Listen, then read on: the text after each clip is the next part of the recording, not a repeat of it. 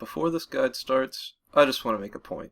And that point is that Chronos is not a shitty pick or a bad god in Ranked. The only bad thing about Chronos is usually the player. Okay, memes aside, I've decided to make a Chronos guide. I've also split this video into 3 different sections, so feel free if you want to skip through the video with the timestamps in the description.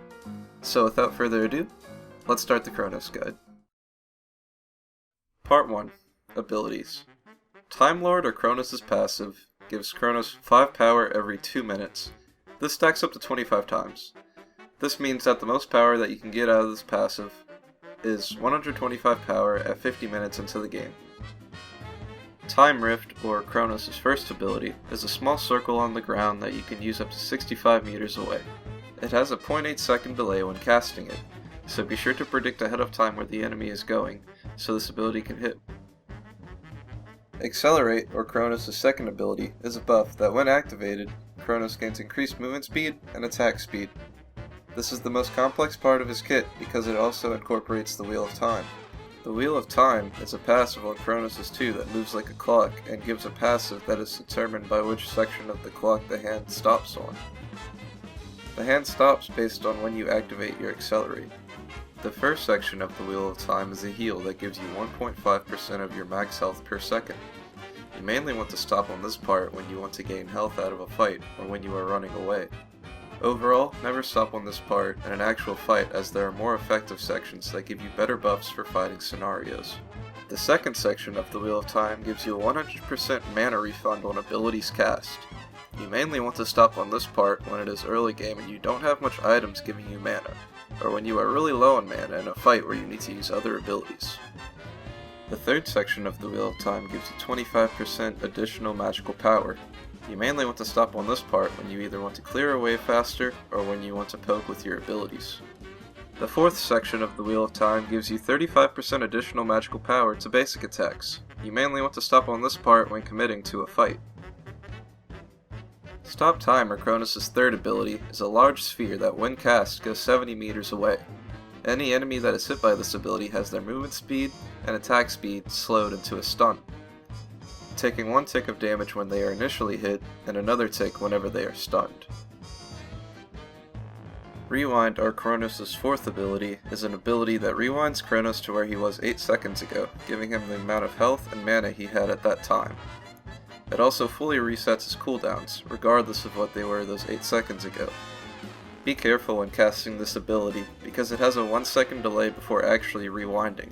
This means that you can still be burst down very quickly if you don't predict an enemy god's attacks. You'll want to upgrade his abilities in the following order: his 1, his 3, his 2, his 1, and then his 4. After level 5, prioritize upgrading his 1, his 3, his 2, and then his 4.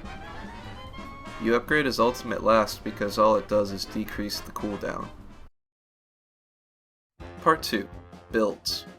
Before I start this section, I know builds change with the meta, so if any of you need any build suggestions as the meta shifts, or any other advice, comment down below and I'll reply with the proper build.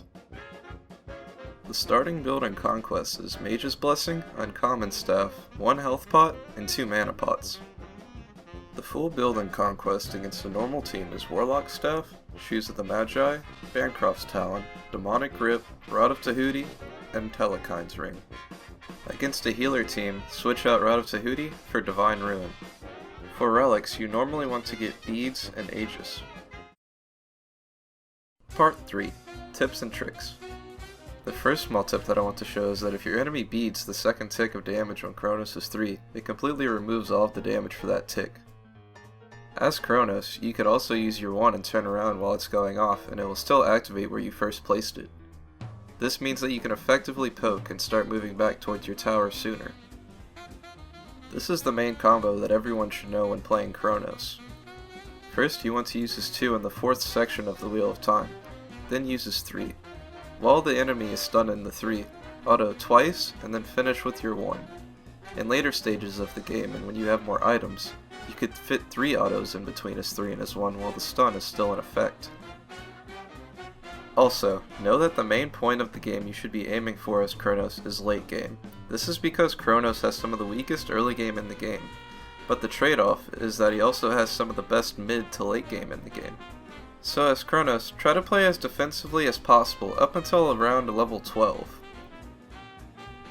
The last main tip is that when playing Chronos, learn to use your 3 conservatively. By this I mean while clearing waves, avoid using your 3 as much as possible, because it is your only escape besides your ultimate. So overall, use your 3 very defensively. So that's the Chronos guide. Feel free to write down anything below that I might have missed throughout this guide. Also, like and subscribe if you would like to show your support, because this video is one of my biggest projects to date, and I would really appreciate it. See you all in the next shitpost. Mr. Quake, out.